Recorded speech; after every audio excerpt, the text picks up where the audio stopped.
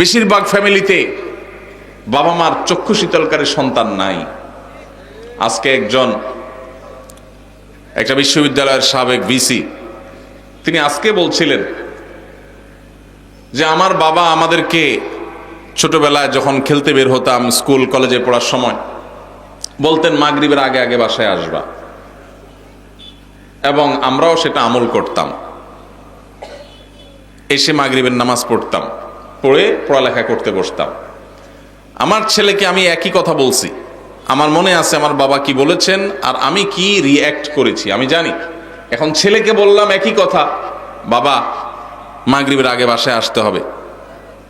ছেলে আমাকে জবাবে বলছে, কেন বাবা, কেন মাগরিব পর আসতে হবে, ওয়াই? আমার বন্ধু বান্ধব সবাই তো মাগরিব পর পর্যন্ত খেলে, কই কারোর বাসা থেকে তো এত চাপ দেয় না, তুমি এত জোরাজোরি করো কেন? তো আমি তার কথা শুনে বললাম, আপনার বাবা, ওই ভদ্রলোককে বললাম, আপনার বাবা আপনাকে এত বেশি খাবার নিয়ে পিছনে পিছনে দৌড়াইতে পারে নাই, আপনি আপনার ছেলে পিছনে যতটা দৌড়াইছেন। উনি বলেন সঠিক।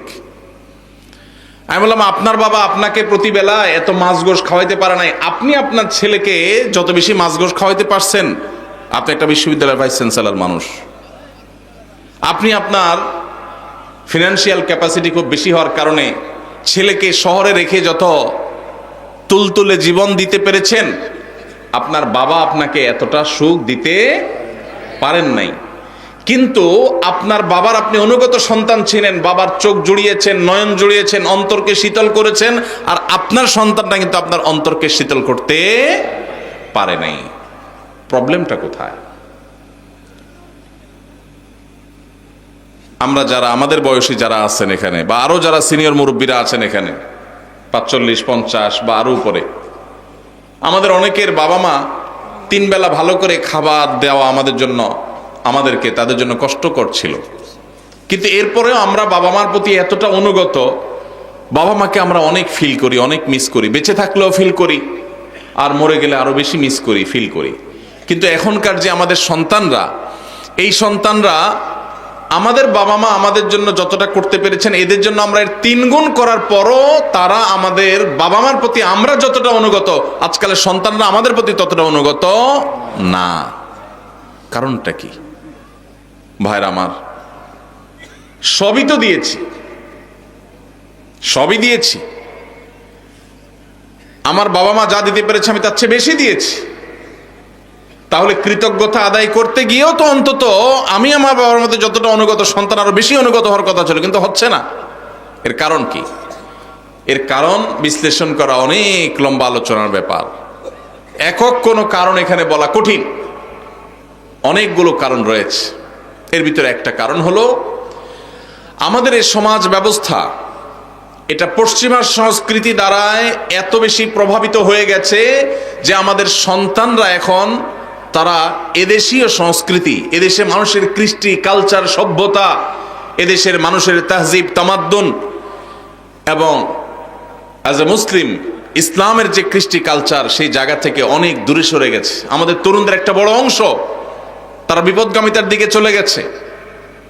এর কারণ যেমন পশ্চিমা সংস্কৃতির আগ্রাসন আছে, নাটক সিনেমার নামে, বিনোদনের নামে যেগুলো দেখছেন সারাক্ষণ, আপনার ভেতরের জগৎকে পরিবর্তন করে দিচ্ছে। সেগুলো আপনার ঈমান, আমল, চিন্তাধারা সবকিছুকে প্রভাবিত করে নিজের অজান্তে চেঞ্জ করে দিচ্ছে। আপনি মুসলমান থাকছেন নামে আর খোলসে, ভেতর থেকে আপনাকে পরিবর্তন করছে, আপনি টেরও পাচ্ছেন না।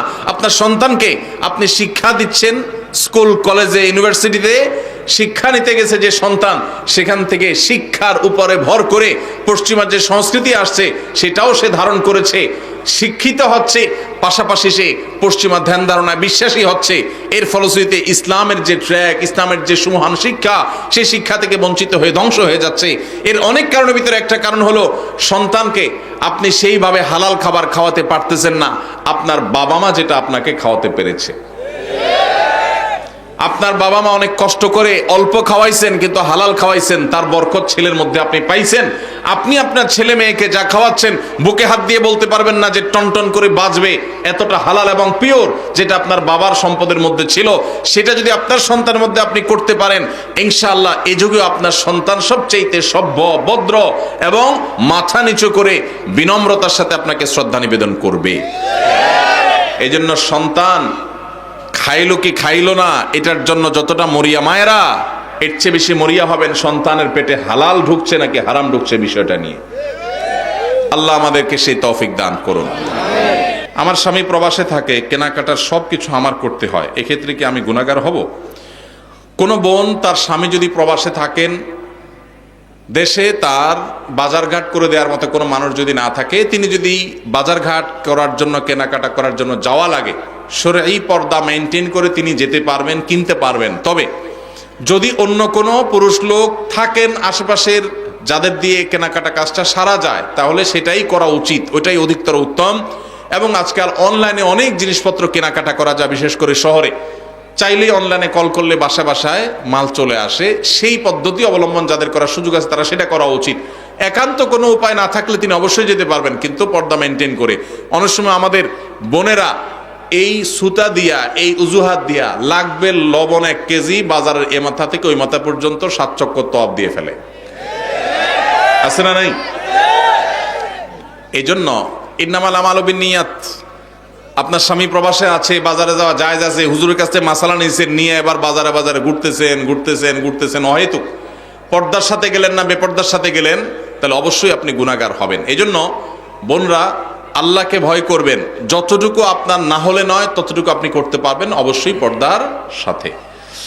আমি পর্দা করে চলতে চাই, কিন্তু যেই পরিবার যৌথ পরিবার হওয়ার কারণে পর্দা করে চলতে পারি না, এক্ষেত্রে আমার করণীয় কি? যৌথ পরিবারে পর্দা করাটা একটু কঠিন, একটু কষ্টের, ডিফিকাল্ট। এক্ষেত্রে দরকার হয় সবার সহযোগিতা। আমরা ছোটবেলায় আমরা দেখেছি যৌথ পরিবারে থেকেও মানুষ পর্দা করার চেষ্টা করত। একই বাড়িতে কয়েকজন মানুষ বসবাস করত, কয়েক ভাই আসতেন, সবার স্ত্রী বাসায় আছেন, একই ঘরে এক একটা কক্ষে এক একজন থাকেন। তো বাহির থেকে আসলে অনেক সময় গলা পরিষ্কার করে ঢুকতো, গলা পরিষ্কার করে প্রবেশ করত, যাতে করে মেয়েরা তারা নিরাপদে সাইড হয়ে যায়, পর্দার খেলাপ না হয়। এখন হায়া লজ্জা এমন উঠছে, হনহনায় ঢুকে যায়, ন্যূনতম পর্দার বিধানটা জানেই না। এটা মুসলমানদের জন্য লজ্জা।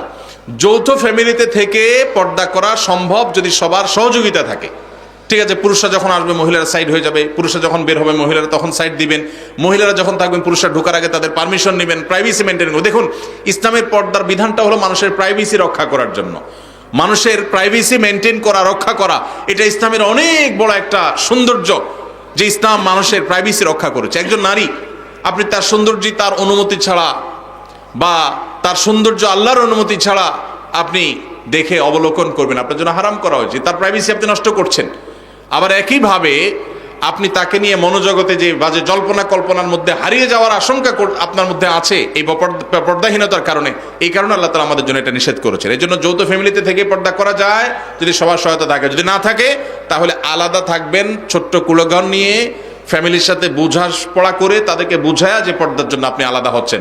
অনেক সময় দেখা যায় অনেক মহিলা আছে আলাদা হওয়ার জন্য একটা সুতা খোঁজে, সুতা, এই সুতা খুঁজে এক একটা মাসালা বাইর করে হুদাই, কোনো কারণ ছাড়াই।